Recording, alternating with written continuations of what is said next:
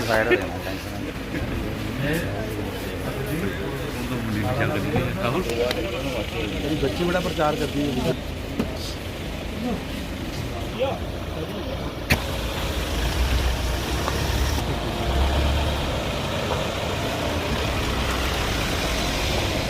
देने के लिए बताएंगे। मैं लगभग 5 दिन से जो हमारी नदी है उसके पास किश्तवाड़, डोडा, रामबन और आज सांबा के प्रवास के बाद कठुआ पहुंचा हूं। लगभग 15 विधानसभाओं में मेरा जाना हुआ है।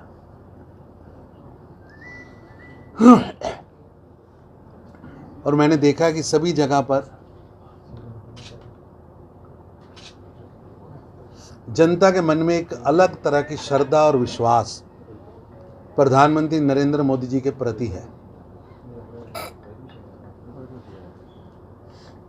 जिस तरह जम्मू कश्मीर के अंदर 370 और 35A की दास्ता से मोदी जी ने मुक्ति दिलाई और 370-35A की मुक्ति के बाद जम्मू कश्मीर विकास का ग्रोथ इंजन बन के सामने खड़ा हुआ है।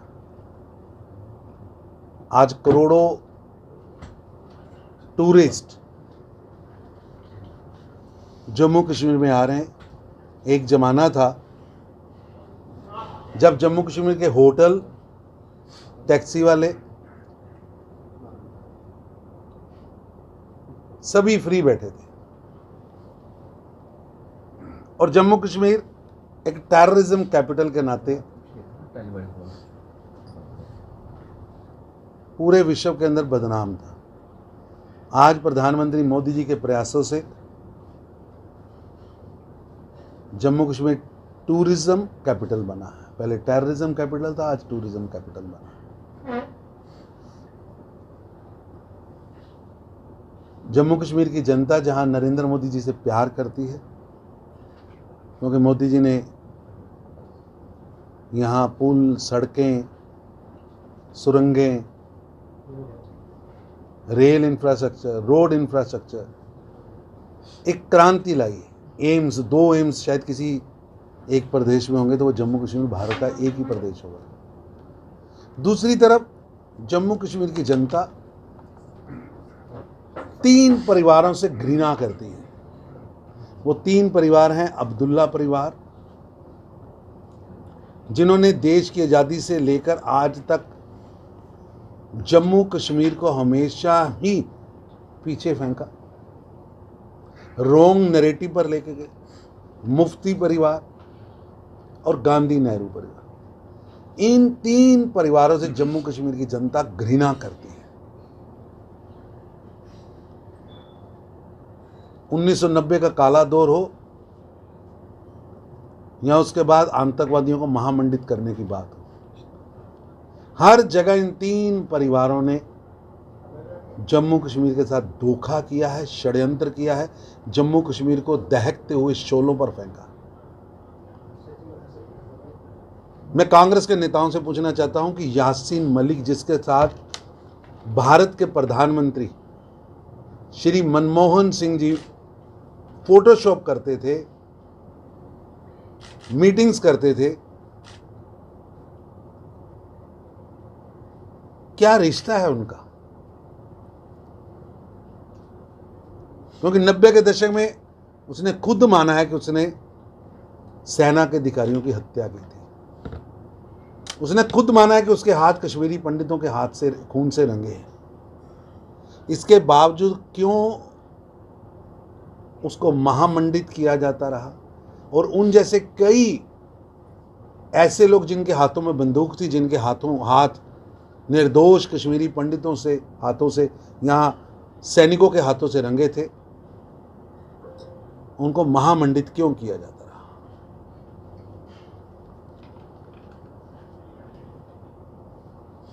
हमारी स्पष्ट नीति है zero tolerance on terrorism and zero tolerance on corruption.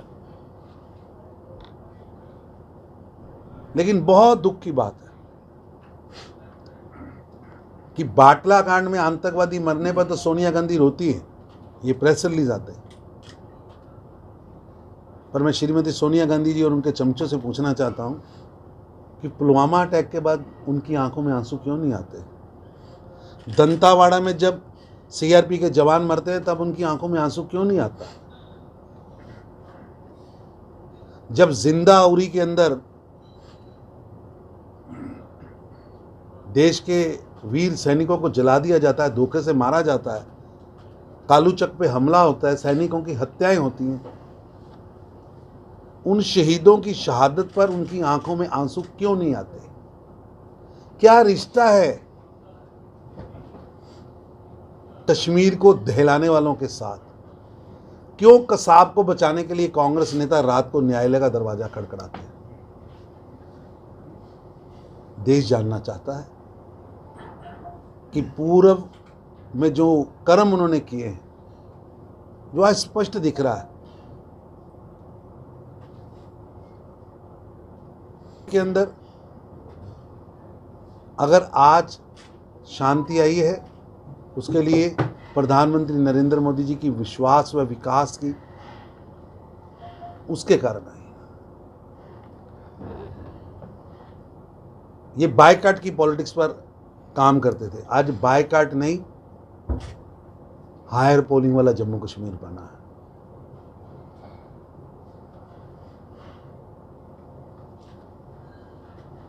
आतंकवाद इतना चरम पे रहा कि शायद उमर अब्दुल्ला जी अपने पंघूड़े से लेकर अपनी जवानी तक या जवानी के बाद भी मुख्यमंत्री रहते भी कभी पैदल बिना सुरक्षा के नहीं चले। आज जम्मू कश्मीर ऐसी स्थिति में पहुंचा है कि उमर अब्दुल्ला भी कई दशकों बाद जमीन पर उन्होंने पांव रखे हैं। कांग्रेस के युवराज भी वीरवानी भी स्नो बॉल खेलने के लिए, स्नो स्पोर्ट्स लाने के लिए, स्कूटर चलाने के लिए अब गुलमर्ग में आते हैं। ये बदला हुआ जम्मू कश्मीर है और इस बदले हुए जम्मू कश्मीर को नज़र नहीं लगने देंगे। बदले हुए जम्मू कश्मीर को कुछ लोग षड्यंत्र करके बौखलाहट में जम्मू कश्मीर को दोबारा आतंक के भय के वातावरण में ले जाना चाहते हैं। उन लोगों के षड्यंत्र कामयाब नहीं होंगे। जो भारत की सेना पे, भारत के नागरिकों पे, निर्दोष नागरिकों की हत्याएं कर रहे हैं, उन्हें बख्शा नहीं जाएगा, उन्हें जहन्नुम में पहुंचाया जाएगा। या जहां की जो आतंकवाद है वो जहां के राजनीतिक मुख्य कारण है? देखिए 1990 के अंदर कश्मीर के अंदर नारे लगे कश्मीर बनेगा पाकिस्तान, कश्मीरी पंडितों के बिना लेकिन कश्मीरी पंडितानियों के साथ। घरों के बाहर पोस्टर चिपका दिए गए। जबरन जनवरी 1990 को लाखों कश्मीरी पंडित वहां से निकाल दिया गया। उस समय मुख्यमंत्री कौन था? जब पलायन हो रहा था, जब कश्मीरी पंडित अपना घर, अपना परिवार, अपना खेत, अपना खलियान, अपने मंदिर, अपने पूजा स्थल छोड़कर ट्रकों में बैठकर रात के गहरी ठंड के अंदर वहां से निकले, तो रक्षक की जिम्मेवारी किसकी थी? वो रक्षक भक्षक बन गए। जिनका काम रोकने का था, वो पलायन करवाने के पीछे खड़े थे। और उस समय गृह मंत्री देश का कौन था? मुफ्ती साहब। अब्दुल्ला और मुफ्ती परिवार ने, गांधी नेहरू परिवार ने 90 के दशक में दहकते हुए शोलों पर जम्मू कश्मीर को फेंक दिया। कोई नागरिक जम्मू कश्मीर का भूल नहीं सकता उनके कृत्य को।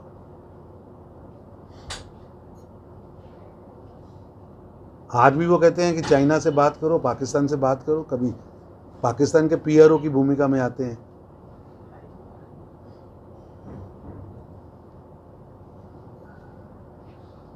क्या करते हैं? दाल गलने वाली नहीं है। विपक्षी पार्टियों के बाद जो है टूरिज्म कैपिटल की बात आपने की, वहीं विपक्ष जो है वो लगातार हमलावर है भाजपा पर। कहता है कि लोगों को सुरक्षा देने में जम्मू खिते में खास करके नाकाम रही है भाजपा। क्या कहेंगे सर? मैं आंकड़ों पर बोलूं तो बहुत कुछ बोल सकता हूं।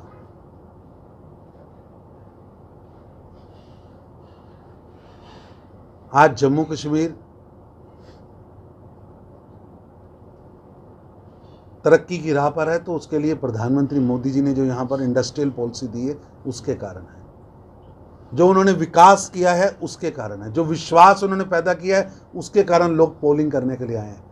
लेकिन जब इनका राज था तो बायकाट के कारण ये सत्ता में आते थे, बायकाट करवा के सत्ता में आते। असेंबली इलेक्शन क्या इसी दौर में इसी साल हो जाएंगे? चुनाव घोषित करने का काम चुनाव आयोग का है, लेकिन जब भी चुनाव आयोग चुनाव घोषित करेगा, विपक्ष जो है स्टेटहुड के दर्जे की बात कर रही है बार बार।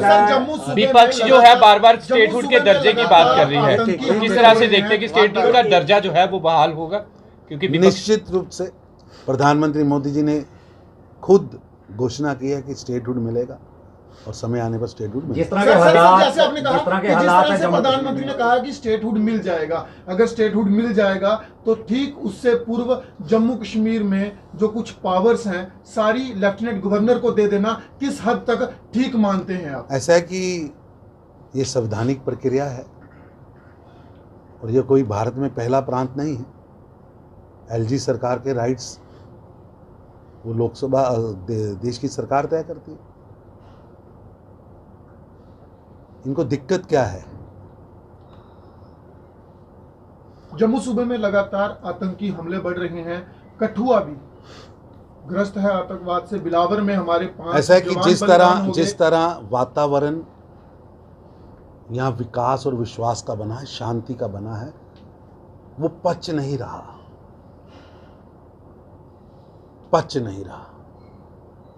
और कुछ लोग और खास तौर पर पाकिस्तान हारी हुई जंग लड़ने की कोशिश कर रहा है। ना तो लोकल सपोर्ट है, विदेशी हैं, बख्शे नहीं जाएंगे।